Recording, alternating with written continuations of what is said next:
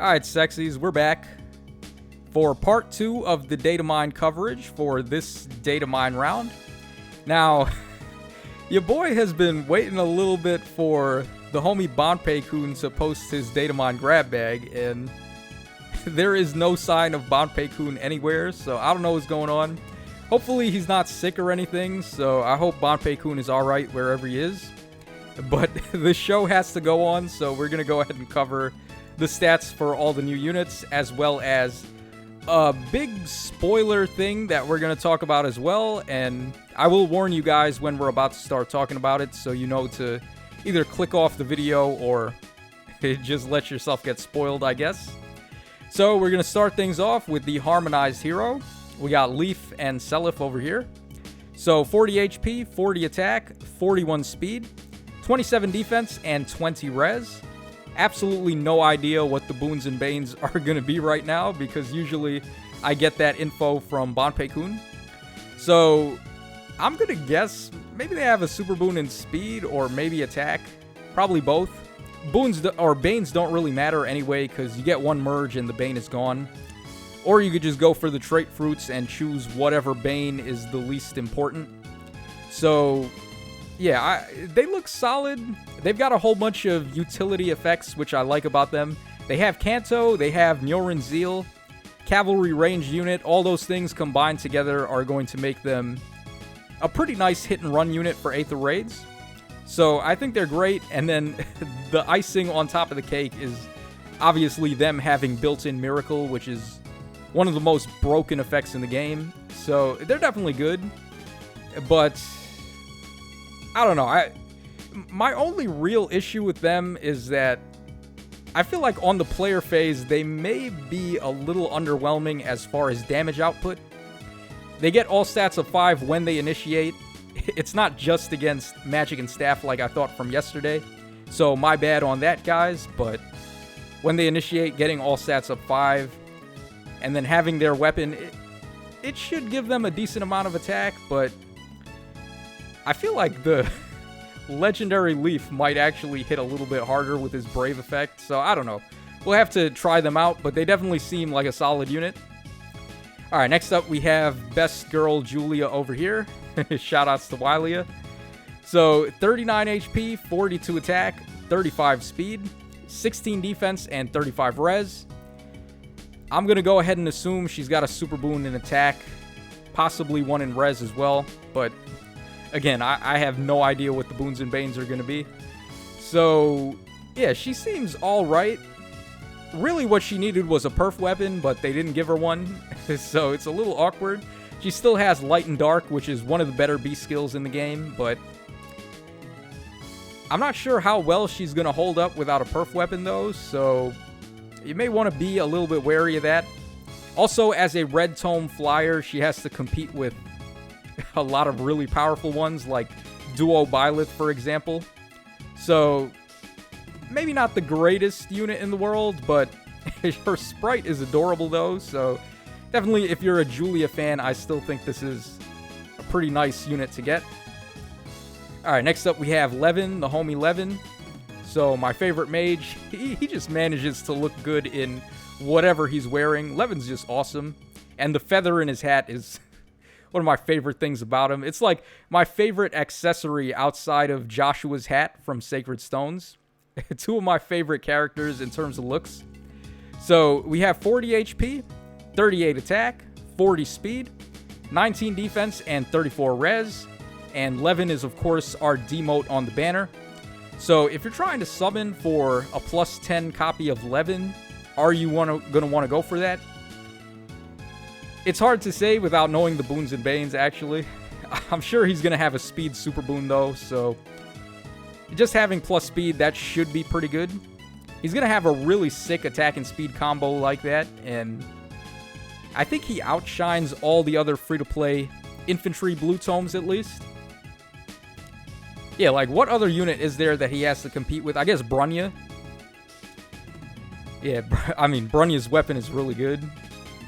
And this guy, he doesn't have a perf weapon himself, so I think it's basically between him and Brunya for infantry blue tomes, and it's going to be whatever you think is best there. But 11, his stat-wise, he seems pretty good. So if you want to go for the plus 10, I don't think it's the worst idea. Oh, also, before we move on, let's quickly take a look at his inheritance levels for his skills. So we got Attack and Res Solo 3 at 4-star. They better have done that.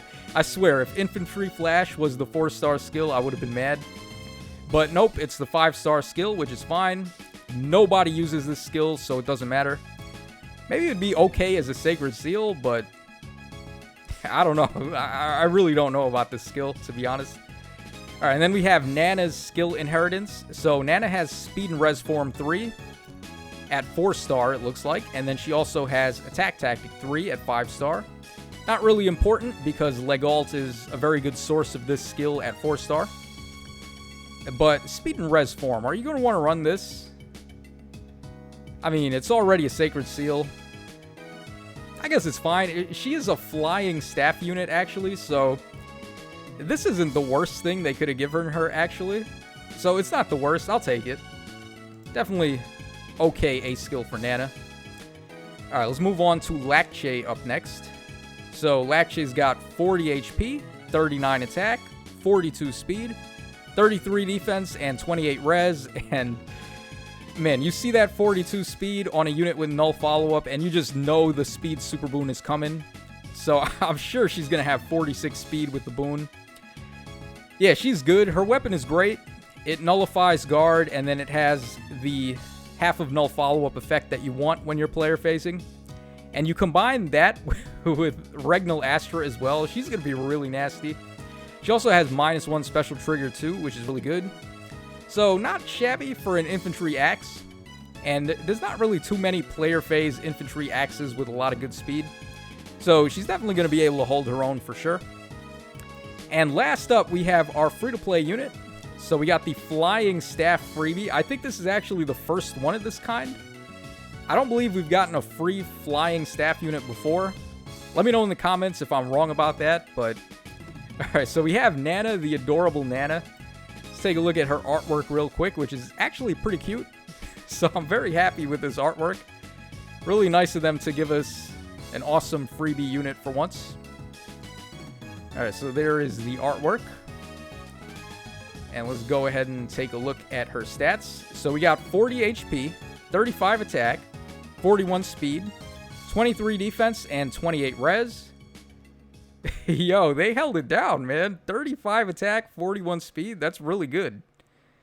Especially for a flying staff. She is a worthy merge project, actually. And it's not often that we get to say that about the free-to-play units, right? So, definitely good stuff from Nana here. Good stuff, Insys. Very happy with this. Now, if I had to guess, I would say probably Speed Super Boon, but Res also could be a possibility. Maybe even defense. They like to throw these random defense Super Boons in on units that have bad defense. So, I'm saying like Speed, Res, or defense, probably Super Boon in there. Or maybe none, because she is a free-to-play unit, and they like to be jokesters and just shaft the free-to-play units. So, a little unfortunate if that happens to be the case, but I think she's going to work out just fine. She seems pretty solid. And we actually do have a very good inheritable staff that you can get from Saul from the Fire Emblem 6 Wedding Banner. So, Nana is pretty much in the perfect spot. Whenever that Saul gets a rerun, you can just snag his weapon to give to her. Saul also comes with odd recovery, I believe. So it's like the perfect guy to sacrifice into this Nana. Okay, so the next thing that we're going to talk about is spoiler territory, guys. So if you don't want to be spoiled, then click off the video now or just ignore the final portion of what we're going to cover. Oh, before we do that, though, I just want to quickly check if Banpei-kun has posted his Datamine grab bag yet. Alright, so is anyone gonna post the Datamine grab bag? Dude, my sentiments exactly. Mango Guard 47. I don't know what's going on. Excuse me, guys. Yeah, I don't know what's going on with Banpei-kun, but I hope he's okay. Either way, let's go ahead and take a look at the spoiler territory here. So, we have Moose Spell, the Fire Dragon, at last. this is going to be his artwork, and he straight up looks like an anime character. So I guess they did a good job on the artwork here. Alright, so there's his attack art. Really nice special attack art, actually. This guy looks like he's from MHA. Yeah, you know that guy Endeavor from My Hero Academia? This guy kind of reminds me of Endeavor. Or even Volga from, what's it called again? Hyrule Warriors. You remember Volga? Like, maybe he reminds me of that guy. Okay, so there's all of Muspel's artwork. Pretty good. Alright, we also have his dragon sprite here. So he's basically just Digincia on fire. Pretty awesome dragon, but I'm not sure what his movement type is. There's no Datamine grab bag, like I've said a million times, so normally that's where we get that type of info, but for now, I have no idea. He could be infantry, he could be armor, he could be flyer. I don't know if he's cavalry type. He might be, but it was pretty obvious to tell Niffle was going to be a cavalry type just based on how her dragon looked. And this dragon doesn't look like a cavalry type to me. It looks more like infantry or armored. So I'm going to guess that's probably what he is. And here is going to be Muspel's weapon. So he's a colorless breath type. That actually caught me off guard. I thought for sure he was going to be a red unit. A red breath to go coincide with Niffle being blue. So they could say like Niffle being ice, she's super effective on the fire guy. But no, they made him colorless. He's got 16 might, 1 range, and 400 SP, not inheritable weapon. Grants attack up 3. At the start of combat, if unit's HP is above or equal to 25%, grants all stats up 5 to unit during combat, and foe cannot recover HP during or after combat. If unit's HP is above or equal to 25% at the start of combat, after combat, if unit attacked, inflicts deep wounds on target and foes within 2 spaces of target. And of course, like all dragons, he's got adaptive damage there. So, interesting weapon. Obviously, I think Niffle having the built-in flash effect was a little bit better. But it's hard to say. Like, deep wounds is actually pretty good. Especially if you're fighting units that run Mystic Boost or Fallen Edelgard that just try to spam heals on you. This is a really good way to shut down those types of units. So, I think him having this built in is really nice. Unfortunately, I don't know what his movement type is though, so that kind of hurts a little bit. Also, we don't know what his unique passive is going to be. Because we saw Niffle had a unique passive and it was pretty good. So, I'm sure this guy is going to have the same thing. Probably a really nice unique passive. But we're not going to know that until either his banner drops or we get a Datamine grab bag from Banpei-kun at some point. So I'll let you guys know if there's any updates on that in the future. Shoutouts to Hufflet1997 for posting the weapon info though. And that's going to wrap us up for the second part of the Datamines here. I could have combined them into one video, but there was way too much info this time to actually do that. It would have been like a 40-minute video, and I didn't want to do that. So, thanks so much for watching, guys. Hope you guys enjoyed the coverage on all the stuff that we got here. And this is your boy, Tacho, signing out. So, take care, fellas. And I will catch y'all again on the flip side.